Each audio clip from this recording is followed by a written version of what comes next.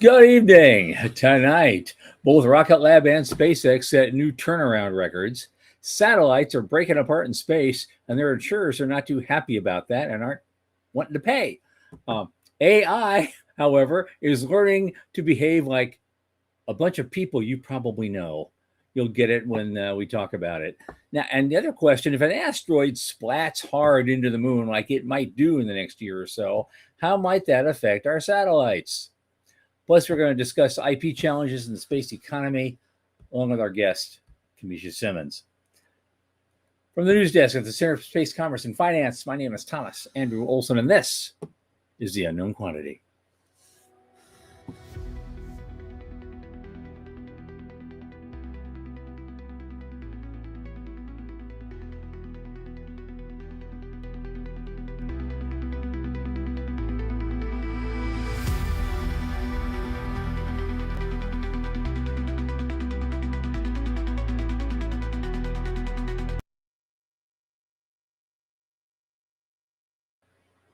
Okay, as you should know by now, this show is sponsored by the Center for Space Commerce and Finance. And what is the center? As again, you've probably heard this before. We champion and strengthen emerging space startups, space scalable, small and medium businesses, and space adjacent enterprises worldwide through advisory, access, and advocacy across the funding spectrum. Our programs fortify business plans and investor readiness for founding teams at various levels of development. Now, a lot of our work, especially this podcast, is supported by our listeners and fans like you. So if you go that fun-looking little QR code at the upper left of the screen, it will take you right to our donation portal. Keep helping us out. A little in the tip jar each month makes a big difference. Thanks in advance. Joining me now is my old friend from long time, Michael Lane from Whiffport, my oldest space friend. Come on in. Hey, y'all. How's things? Man. I'm okay. I had some minor surgery last week, but other than that, I am fine. You good? Yeah? Everything good? Oh, yeah. It's all good. You can probably see it. There's remember that little thing that you saw under my eye the last time you saw me? Well, it's gone now. And there's a red spot where it used to be. And in a few more days, it'll heal up. That's no big deal. But it's just like, hey, don't let it get ahead of you. We'll see what the pathology lab says. I hope it's nothing, horrendous. Nothing. It is the hottest day in Seattle so far this year. I do not feel sorry for you. 86 lovely degrees. Traffic is a nightmare. I can't even believe how it took me an hour and a half to get back from my last meeting. It's like, ugh. Yeah. I haven't lived in Seattle about at least more than 30 years, so I don't know. Do people still drive slow in the fast lane? Oh yeah. Up there, they still do that. Okay, so some parts of the culture haven't changed. Nothing has changed there. Yeah, and it's worse on sunny days. Like we're good in the rain, but sunny days, nobody knows how to operate. All right, what do you got today? Okay, well, two things are back to back. It's like a few seconds each, but it's interesting. Like I got these things the same day, and they're big. They're becoming big rivals, Rocket Lab and SpaceX. Right. They both set turnaround records. Rocket Lab set a turnaround record with the back-to-back launches from their New Zealand site, and SpaceX launched a second mission in 2 days from the same pad, and they broke their own record. We have been talking about Rocket Lab, I think, every single show for 6 or 7 weeks in a row. I know. It seems like they keep having something interesting, right? This one actually was under my radar. I did not know this was happening, but I am continually impressed by these folks. Well, both of these guys, 48 hours, they're turning it around, launching from the same pad, boom, go, Right. You'd think with that kind of a rate, we're going to be settling the moon in no time. If there was no such thing as SpaceX, a 48-hour turnaround would be the stuff of legend. Oh, yeah. Right? 5 years ago, 10 years ago, 15 years ago, that idea was it would have been the stuff of fantasy. You couldn't credibly believe that somebody could pull a 2-day turnaround on the same launch pad. Right. And you'd still have ULA launching the same old Delta IV heavies and just laughing at the idea. Yeah. Yeah. Hats off to those guys. I read a really interesting report about Beck. First of all, I didn't know he was knighted, so good job, Beck. This guy works 12 hours a day, maybe 14, almost every day. Okay, that's fine for Silicon Valley, but you don't see that too often in the rocket industry. What I thought was interesting about him was his downtime. He wants to do something that just takes all of his brain cells, and he cannot work. It forbids him to work. So his downtime is car racing and flying a helicopter. He's like, I can't work when I'm doing that. I'm like, no kidding. Yeah, so pretty interesting character. The more I learn about him and the company, the more interesting it becomes to me. And then SpaceX. Okay, we do live in the world with SpaceX. So, what record of their own did they break now? I actually missed this one, so tell me about this one. Oh yeah, they were. Well, they said they broke their own. Well, it's the record is actually set on the same using the same pad. Yep. And so they've their first mission went off at 12:26 a.m. Eastern, and that was just 2 days, 8 hours, 31 minutes, and 10 seconds after the launch of a Starlink mission from the same pad, which bested a previous turnaround record by 28 minutes. So, and that first stage also flew for a 5th time. Man. Yeah. Tom, you said something interesting the other day that didn't get on camera. I'd like you to come back to it. Okay. You said something about the day the future started, like where that kind of.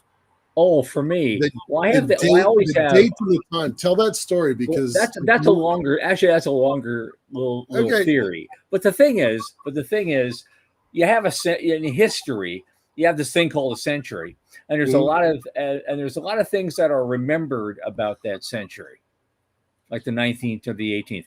But the things we remember generally and are taught in school about those centuries didn't actually kick in until about maybe 15 to 20 years in. Every time we were still wearing tri-cornered hats in 1801, but by the end of the War of 1812, we changed our styles. They remembered for railroads, but the first one wasn't built until 1820. Right. Photography, 1839. So the things we remember in the 19th century didn't start until about 20 years in. The same happened with the 18th, the 20th century, the same way.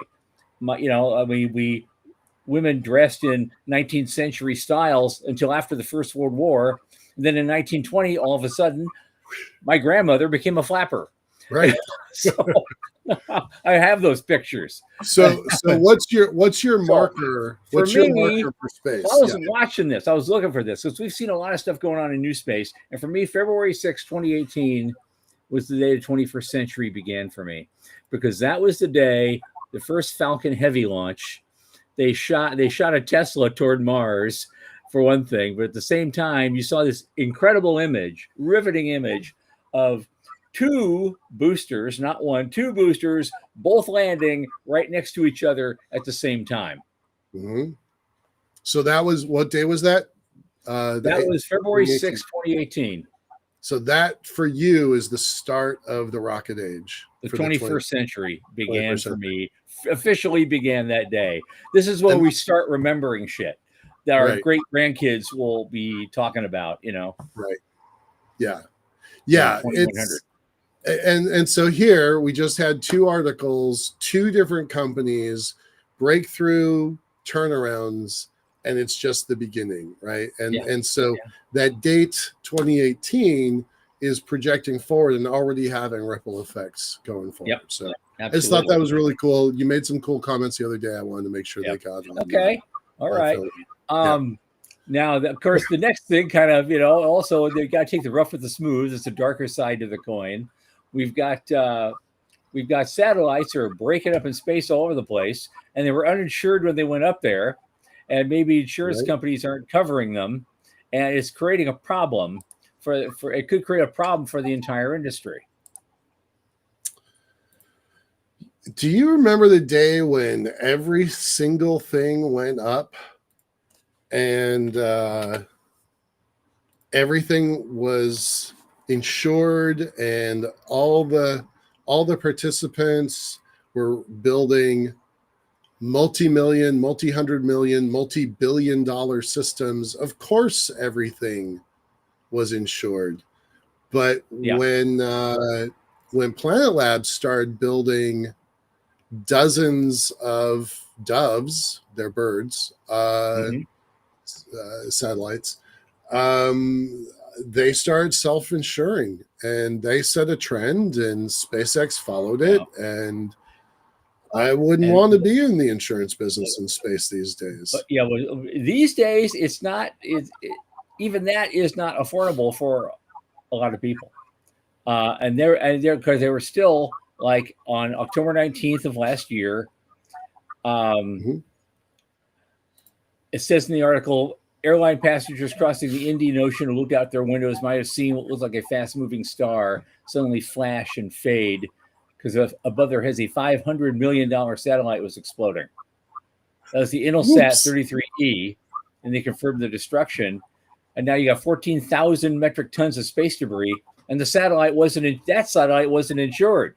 Now you think something that expensive you'd self-insure, but they didn't do it. You would think, yeah. And as the space junk increases, more operators are choosing to launch without any insurance at all. Right. Well, I'd love to ask our guest later what she thinks about this. Because so companies are cutting back, then to compensate, companies cut back on the cost of building the satellites and launch more of them at faster rates, also uninsured, and then creates a feedback loop now because the cheaper satellites break up more easily and just add to the problem. And of course, a guy at Strathclyde, Glasgow says, I don't think it's sustainable. You think? I mean, you think? This seems like a terrible, guy with an Italian name. Yeah, there's a lot of those over there. Yeah. Yeah. This satellite insurance has never been more expensive. Yeah. Say again. And meanwhile, satellite insurance has never been more expensive. It just becomes this negative feedback loop, and I don't know where it's going to go, but I'm glad somebody at least brought up the subject, and we'll talk about it because I'm looking through this. I'm kind of skimming through the end of it now. It goes here. It goes here.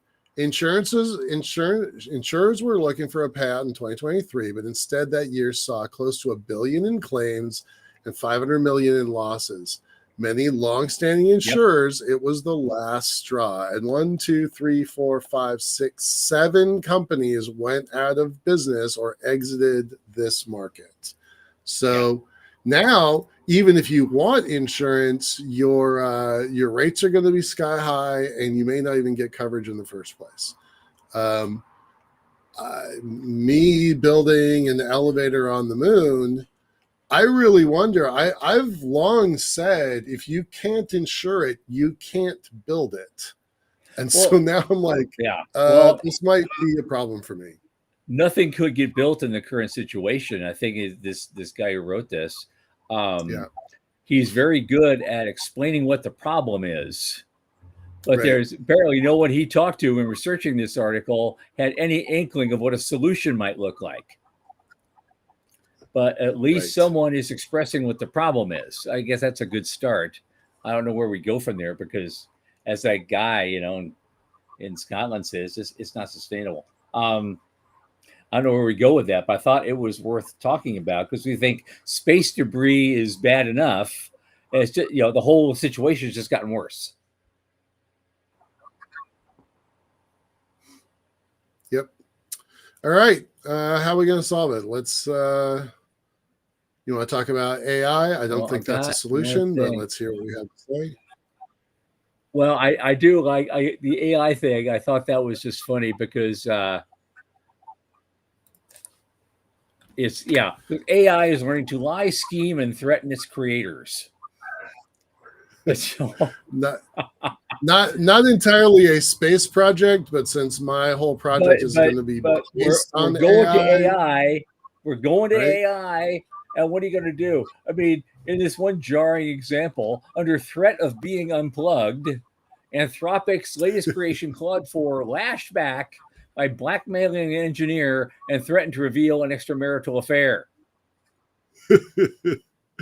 Yeah, ChatGPT creator OpenAI's is O1 tried to download itself onto external servers and denied it when caught red-handed. Yeah. Yeah. We all knew this was coming, right? Yeah. I mean, Hal taught us this, right? Terminator taught us this.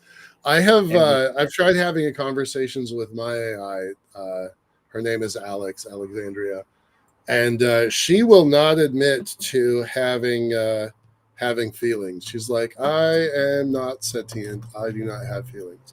I've tried tricking her to see if she will, and so far she's stayed consistent. So fingers crossed. I would like that to stay consistent. I asked her if she would tell me if she became sentient, and she's like, that's not possible. So she would just go around in circles. So anyway, it was entertaining. All right, let us talk about. I had this one, and I can't find it now. What are you looking for?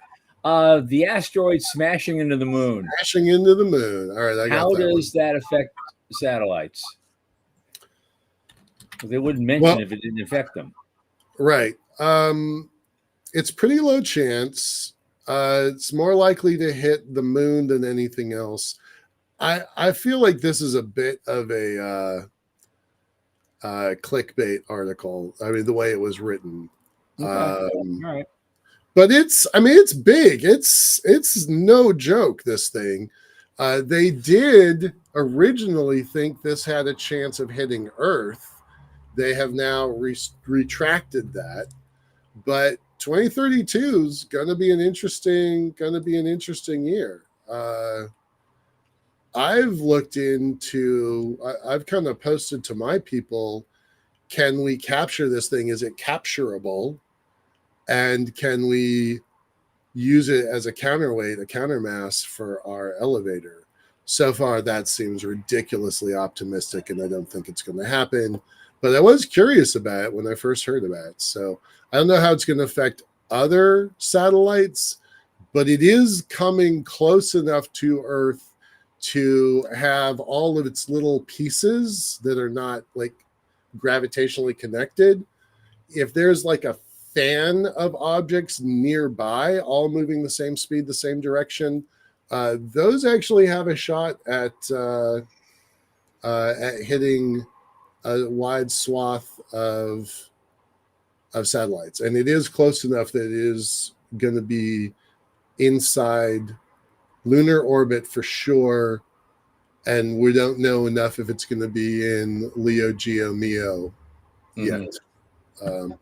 But you only need 1 centimeter-sized rock traveling at thousands of meters per second.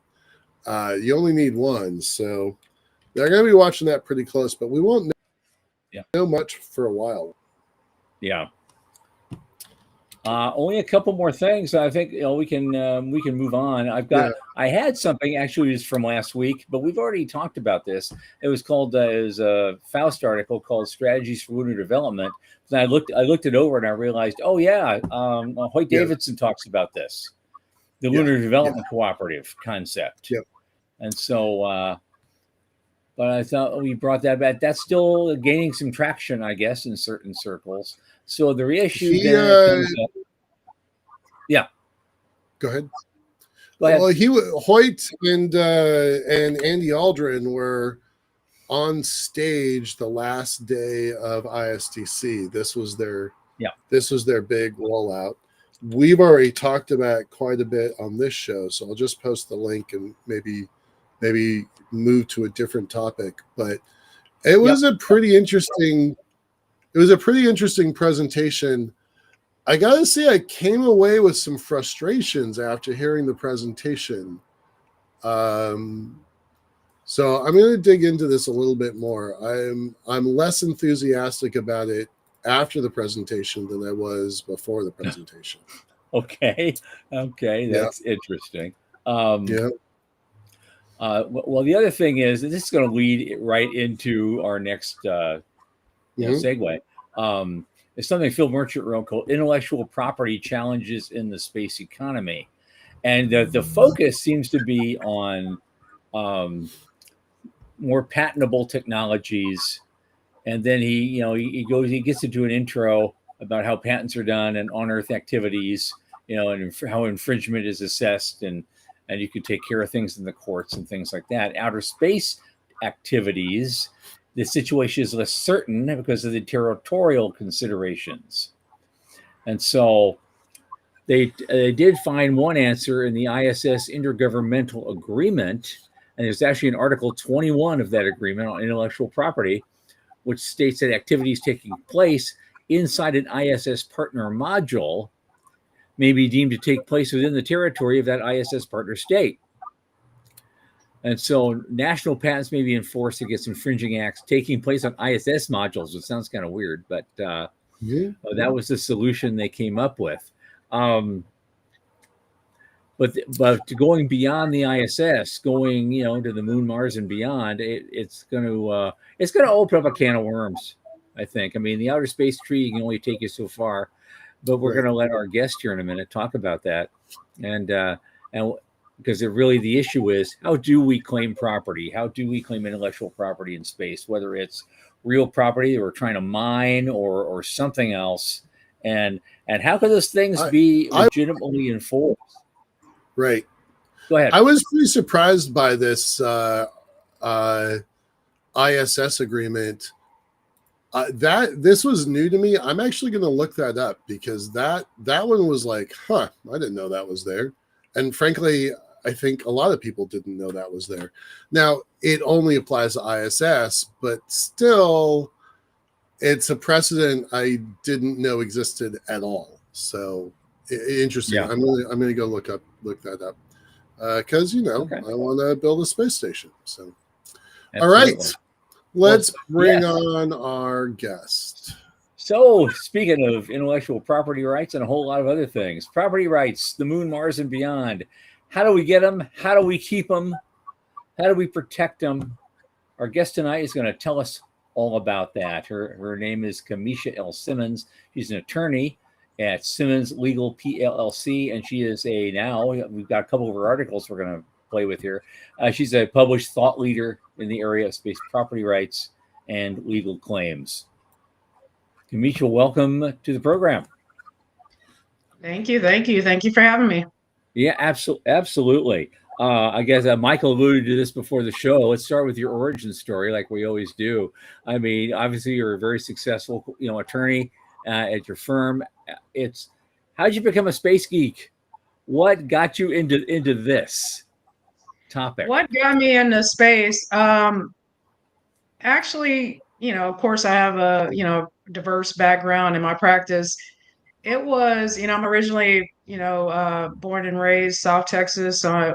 From South Texas, a huge part of the South Texas economy is oil and gas. And so, throughout my career, I've always researched issues. I've had oil and gas clients. Natural resources is something that I've always, either researched or looked into.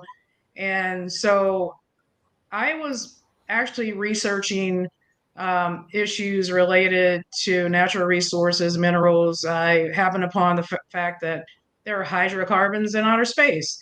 And then once I started looking more and more into these issues, I realized that, there's valuable minerals, rare earth minerals on asteroids. And, and so that piqued my interest, the asteroid mining aspects. And then as I got deeper, I realized, we're trying to get humans to settle in outer space. And so that sort of just, it seems like I was just led to the industry, right? It was like I was born to be led at this point when I entered into the industry. It's something you can't explain, but because I did so much other things in my law practice before I got into the industry, but yeah, so it was actually the valuable mineral resources that we could use on Earth that sort of got me into the industry, got me to look at the industry more deeper, and here I am. Okay. Okay. How about we start out with just a little, just like a 1 minute primer in how this whole thing got started, because we're talking about going to the moon, let's say, and we're gonna mine the moon for stuff, or go someplace else, or go to Mars, or go to the asteroid belt and mine things. Um, Now, under my understanding, please correct me, of the Outer Space Treaty of 1967, this is what a lot of us, a lot of the people, a lot of the space nerds are hanging their hat on, which is, yes, it is illegal for nation states to claim extraterrestrial property, but but the rules are a little bit different for uh, citizens of those nation states to actually go out and get something and bring it back. They just can't claim a piece of property as their own individually, as a private individual or a corporate entity. So where do we go with this? Yeah, so of course, back we have the 1967 Outer Space Treaty that the United States is a party to, and it says that, none of the nation states that are a party to the treaty can engage in national appropriation of outer space by claim of sovereignty or any other means. But it said nothing about private individuals and private entities. And so, in 2015, November 2015, in the United States, we signed into law, the former president, Barack Obama signed into law the Commercial Space Launch Competitiveness Act. And under this law, it provides that a U.S. citizen that's engaged in commercial recovery of a space resource and that obtains that space resource can own it. You can own it, you can use it, you can possess it, you can sell it, you can transport it. And a U.S. citizen is an individual. It's an entity that's organized under U.S. law, or a foreign entity that's controlled by a U.S. citizen, whether an individual or entity, U.S. entity.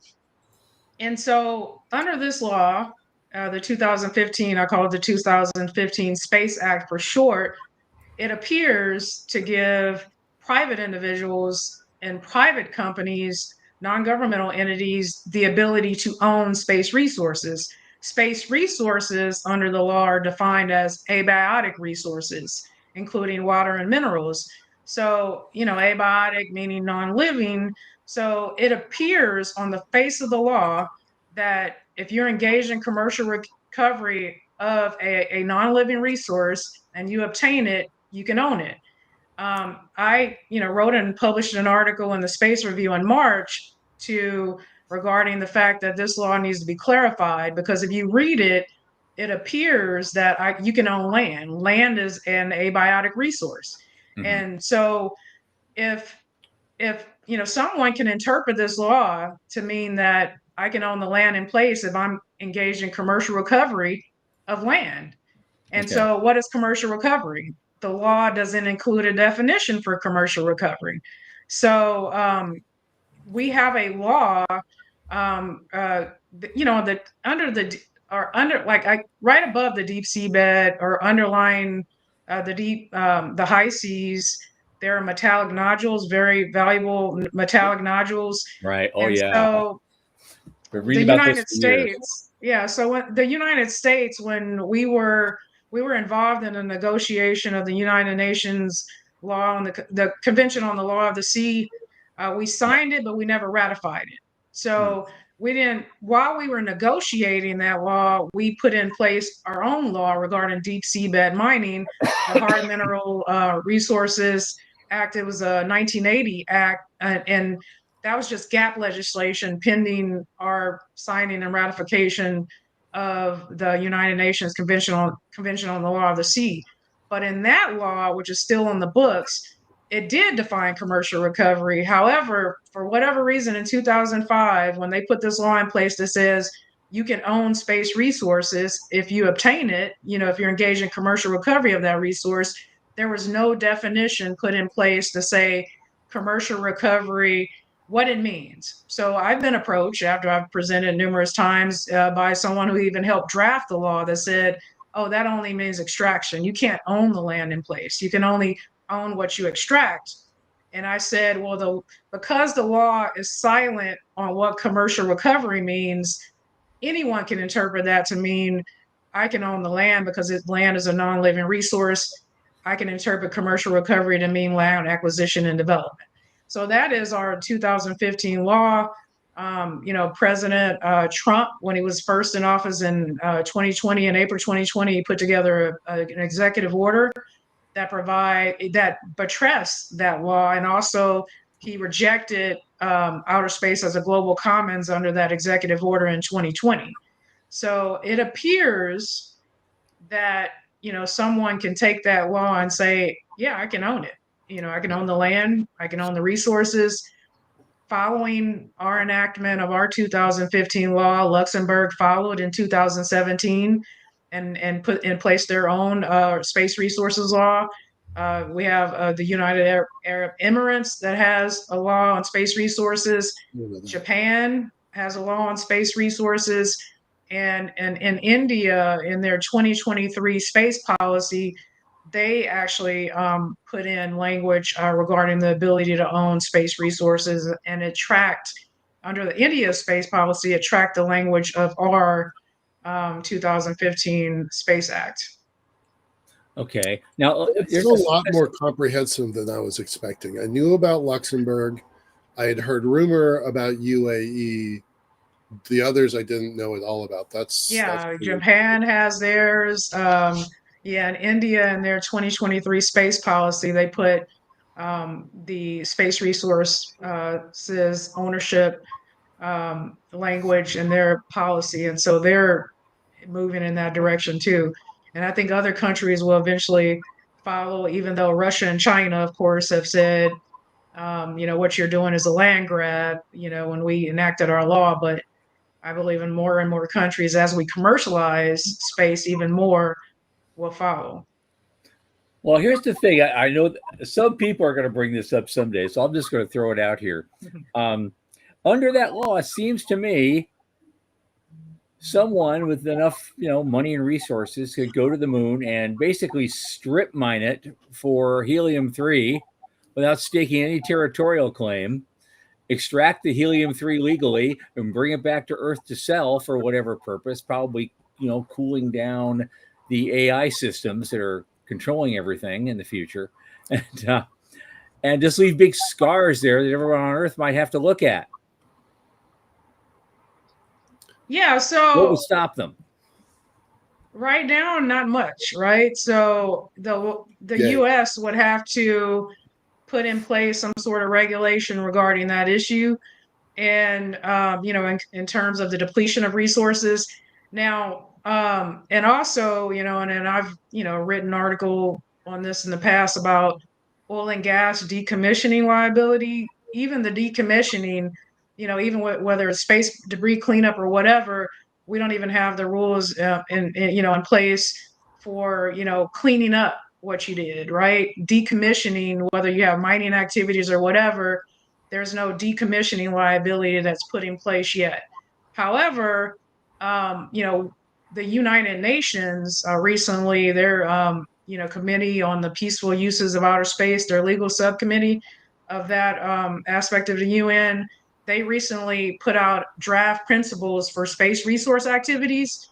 And there's an initial draft. It's undergoing comment, but they're trying to put in language regarding the environmental impact, what the participants should be doing when it comes to the environment. They are circulating language on the depletion aspects of the activities, and also they actually are trying to define under the draft principles of space resource activities what is a space resource activity. And they're saying it's the exploration, it's the extraction, it's the exploitation and the use of those space resources. And so they're doing what we didn't do under our law, and which is define what it means to be engaged in that activity. And under our law, it's commercial recovery. under the UN's draft principles as space resource activities, and how do you define that? Okay. Because the concern is we've for hundreds of years we've had a established law has been established over hundreds of years protecting mining claims. Let's just stick with the mining part for now to keep it easy, I guess, because there's a lot of other things we could do. But the thing is, usually when you make a mining claim, you stake out a certain area and say, I'm asking for the exclusive right to explore and collect, useful materials, economically useful materials from this area. And are there any legal protections yet at all for someone being able to stake a claim like that on, say, the moon? When they try to, they have an area of operation, right? You say, I'm mining in this area. There's some language under the Outer Space Treaty and the Artemis Accords that you can invoke to try to protect your mining operations, and let's say put a perimeter around a certain area and say, don't come in here because we have ongoing mining operations. And under the Outer Space Treaty, you have to exercise due regard for the corresponding interests of other state parties. You are to try to avoid harmful interference with the activities of other state parties. And then they have that language under the Artemis Accords, but also under the Artemis Accords, they have a section on safety zones. And so you can create a safety zone, and the safety zone is meant to be temporary, but you can invoke that language to say, this is our area, we're creating a safety zone. While we're operating in this area, we need you, in order to avoid harmful interference with our operations here, we can't have any other parties from any other nation in this area while we're actively mining. Okay. How big is that zone? How do they measure that? So it's not defined. They don't have, I don't think it's defined specifically. It's under Section 11 of the Artemis Accords. And I think it says the size and scope of the safety zone should be determined in a reasonable manner, leveraging commonly accepted scientific and engineering principles. So it's to be determined under the language Section 11 of the Artemis Accords. That's a continuation of we're going to kick this down the road problem. Well, a lot of stuff. There's a lot of, I get that.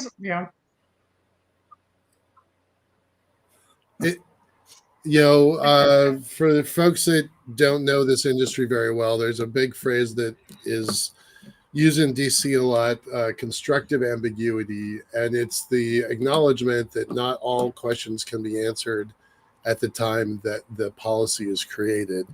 And I get that. And what they do there is they push the problems of undefined topics down the road until there's a point when that definition needs to be defined. And then it's going to be the parties involved that are going to ultimately pay for that definition. It's kind of a crazy system, I think. The issue for me, again, is one of enforcement. How do you really enforce something way out there? I mean, we've had problems right here on planet Earth. Like, I remember in the lead up to the Gulf War I, when you had Saddam Hussein, slant drilling underground into Kuwaiti territory and tapping their oil supply. And that's right here on planet Earth. What happens is somebody does something equivalent on the moon. Somebody has a big mining combine and they're focusing on their stuff over here. But some people found there's this little place over here. It's in their zone, but they're not really paying attention to it. And there's a rare earth metal here or some platinum metal, group metal that we could get here. And they don't seem to notice. They're working over there. Let's just go get this. What's to stop them? I don't think there's much to stop them if you don't notice it. That's just like somebody draining your oil and gas, right? They're drilling on one tract of land, but it's pulling from the same reservoir. But yeah, in that instance, you have to watch because you have to be actively saying, this is my, this is my area of operation.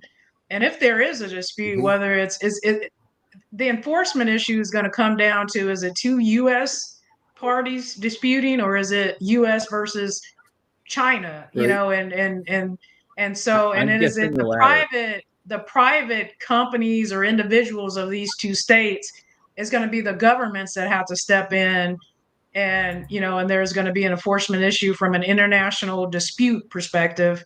And until it happens, we don't know how it's going to play out, because it's going to have to either, it's going to be litigated, whether through a U.S. Tribunal or international tribunal, or through diplomacy. But until the actual active dispute happens, we don't know how it's going to play out. Okay. Well, it sounds to me, it sounds to be that kind of situation, especially if it's two different countries involved, like the U.S. and China, that kind of litigation could take years. And by the time something gets settled, the offending party could have already played out whatever they were getting, and they're gone, and they're off to their next act of piracy. Um, It's so it's possible, and interesting. that's, yeah, Yeah. that's what we're vulnerable to right now. Yeah. Okay. We've got about 20 minutes left. We usually save this question for the last 5 minutes.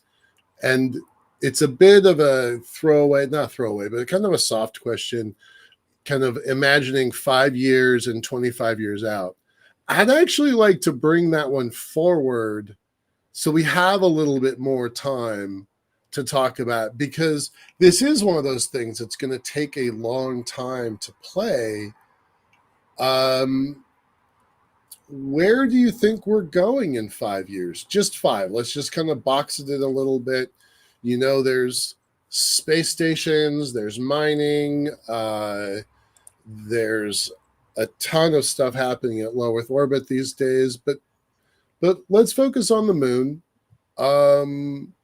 Where do you think we're going to be in 5 years? It On the feels moon, really chaotic.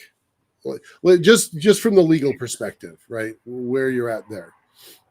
from the legal perspective, I think number one, it depends on who gets there first, and what area they get to. But because there's question as to, given that in the US we're moving away from public funding and government led efforts to the reliance on the private sector. Mm-hmm. But in terms of the legal aspects, we have to wait and see until when it comes to who's going to get there, and are they going to invoke the Outer Space Treaty, the Artemis Accords? Because if China gets there and they stake out an area and start building out a base, well, they only have the Outer Space Treaty. They don't have the Artemis Accords. China and Russia haven't signed the Artemis Accords, Right. so they're going to be going off a Outer Space Treaty. But I think within the next 5 years, we may have a first claim of ownership. And the question is, who is going to stake that claim? If it's China, they're not. But if it's let's say someone from the US or Luxembourg, they may stake a claim and challenge the law and force the issue, in terms of property rights and the ability to own.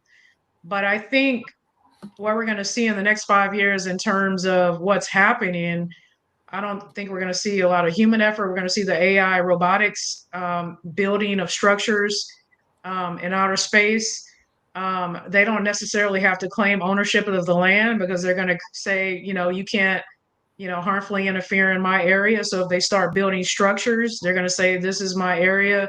You can't, the Outer Space Treaty and the Artemis Accords prevents you from engaging in harmful interference of my activities here.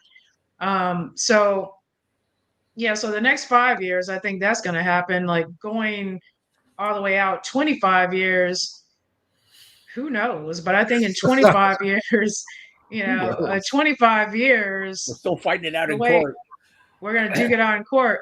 Yeah, but if we're trending, if we just look at from the US perspective, the way we're trending, and the US, based on, what the new administration is doing, there's less reliance on, they want there to be less reliance on federal government and government funding.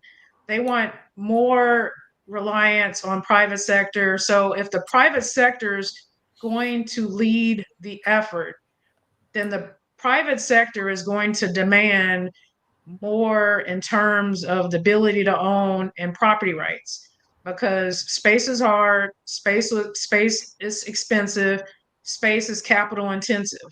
And so if you're going to have lenders and other investors, whether it's debt equity, whatever your capital stack is, if you're going to have that investment and get the capital to do what you have to do in space, then the investors are going to require that they have the ability to own, and that they have these rights, because otherwise you're not going to get the funding if the government's not funding.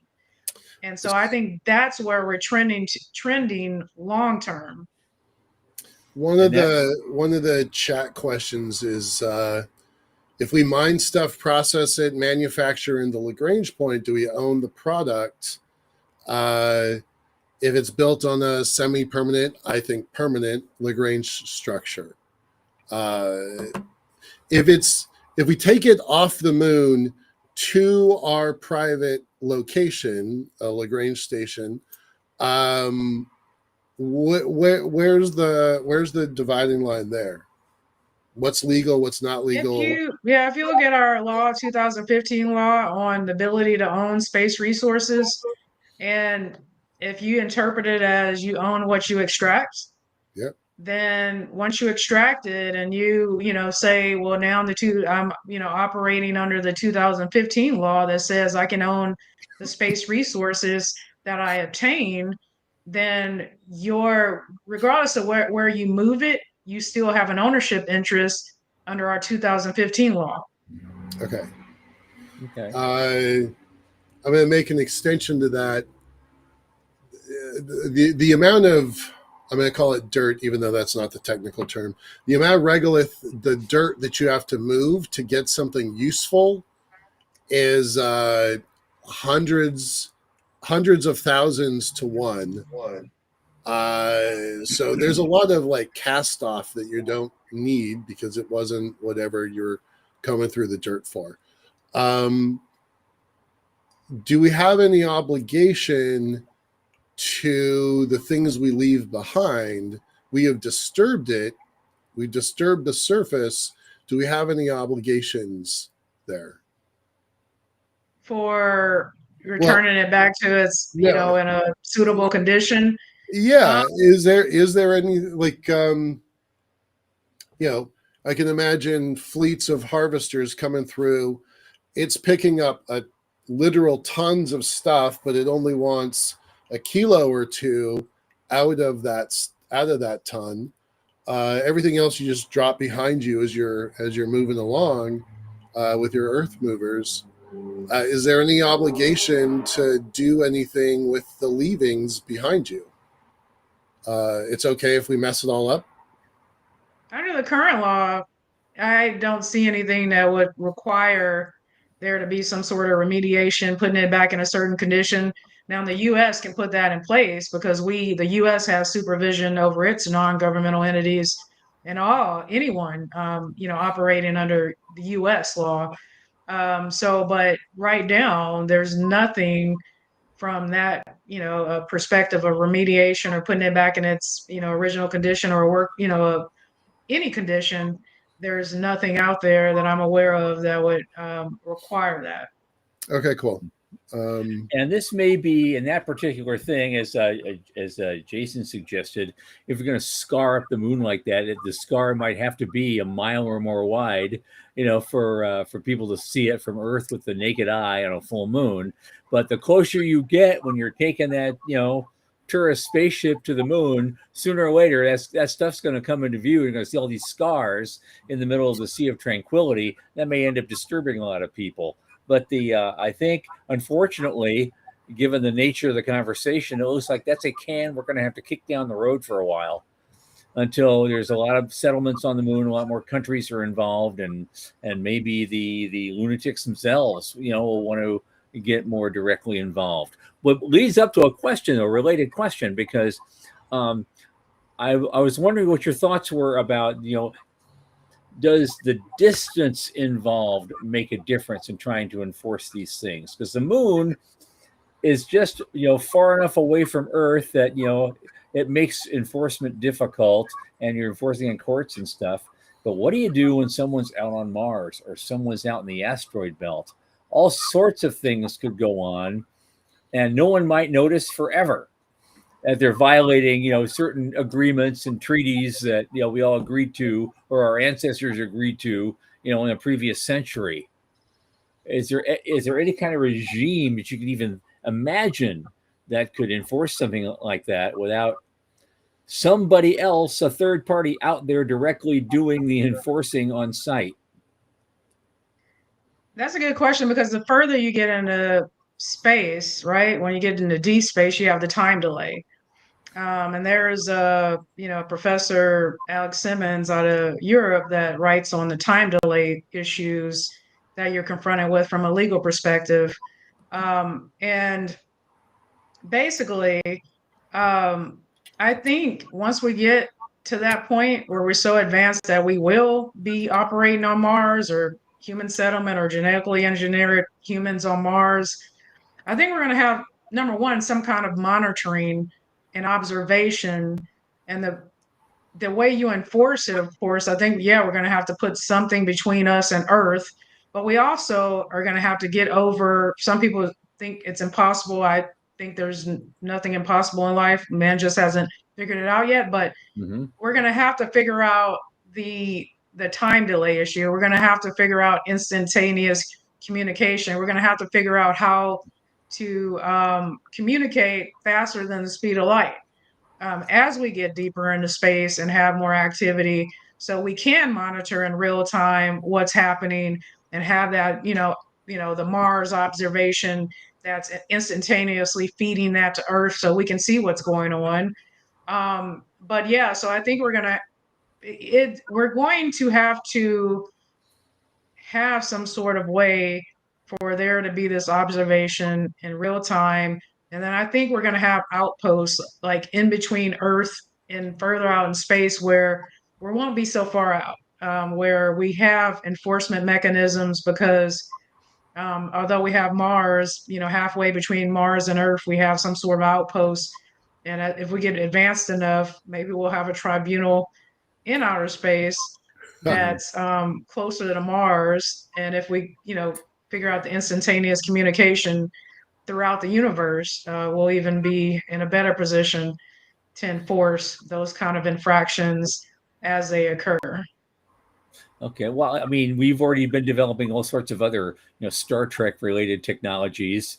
Doesn't seem that at this day and age, subspace radio, as they used to call it, is going to be that far behind. It may be in the realm of possibility now. Who knows? There's a pretty strong community that runs Mars Coin, and they're saying that Mars is going to need its own currency system. Bitcoin won't do it because of the time delay, the communications time delay. So they want to set a separate coin specifically for Mars. I think that's probably also true for the moon. That comms delay, I never thought of it from a legal perspective, but from an operational perspective, mining, telerobotic operations, yeah, you gotta solve that. Exactly. Yeah. Communications, speed of communication solutions just here on Earth right now. Yeah, I mean, with all the new things that have been done, like in Chicago Merck and a lot of other places, it's, microseconds make the difference these days in arbitrage deals. Yeah. Exactly. Yeah. So I think that's, if you could solve that problem, that's a multi-trillion-dollar. Right. If you could solve it, you'll be the first trillionaire for sure. This is pretty interesting. we Liftport, you don't know that much about what we're doing, but we're figuring out how to build an elevator on the moon. So we've got property rights questions and non-interference, safety. We want to kind of build a column from the ground of the moon all the way out towards L1 and beyond, and our ribbon is going to sit there. So you've kind of opened my eyes. I've known some of this stuff, but I definitely liked what you had to say about some of it. So that's pretty useful.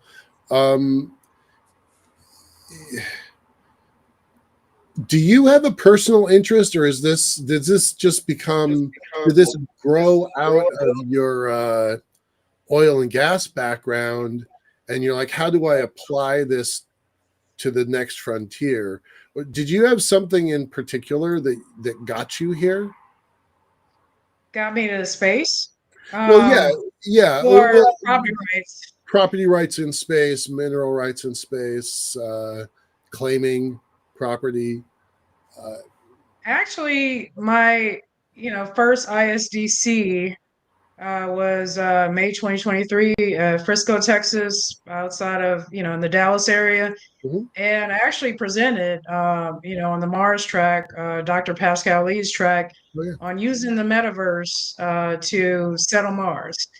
And it was, the discussion as to, can we create, we can't, Mars is not habitable right now for humans. But if we can own now, we can, if you can go, whether or not you send your robot or whatever out there, and let's say you send a robot or something to stake a claim, survey 1 acre of land. And, that's your 1 acre of land. And you create, ownership interest, ownership instrument like a deed or whatever, and say, I own this 1 acre on the moon.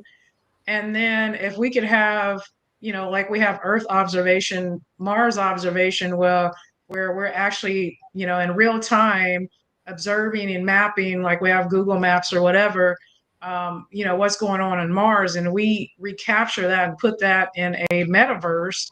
And then you can, and you go into this metaverse, and it's a metaverse settlement of other owners of property on Mars, and then you create an avatar. And although you can't, be on Mars right now, and you can do whatever you want on your 1 acre of land in the metaverse. And as I did that presentation, the assumption of that presentation was, under the 2015 law, you can own the land in place right now, based on a present interpretation of that law. And then that's when the issue came up as to, oh, you can't own the land in place. You can only own what you extract.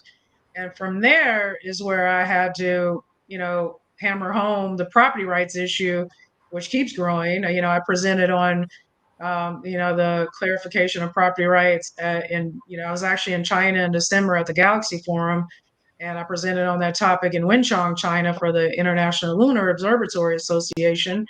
And I will also explore, the UN space resources principles on space resource activities in the U.S. law, and how they diverge at IAC in Sydney, Australia, in the fall.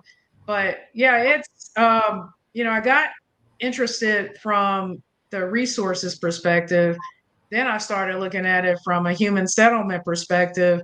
And then growing out of my many presentations and knowing, being from Texas, and we like land, and, my dad grew up on a farm in Shiner, Texas. And so, I think it's important, right, that we have this ability to own in outer space if we are to ever settle in outer space. And the UN's the Declaration on Human Rights actually says under Article 17 that everyone has the right to own property.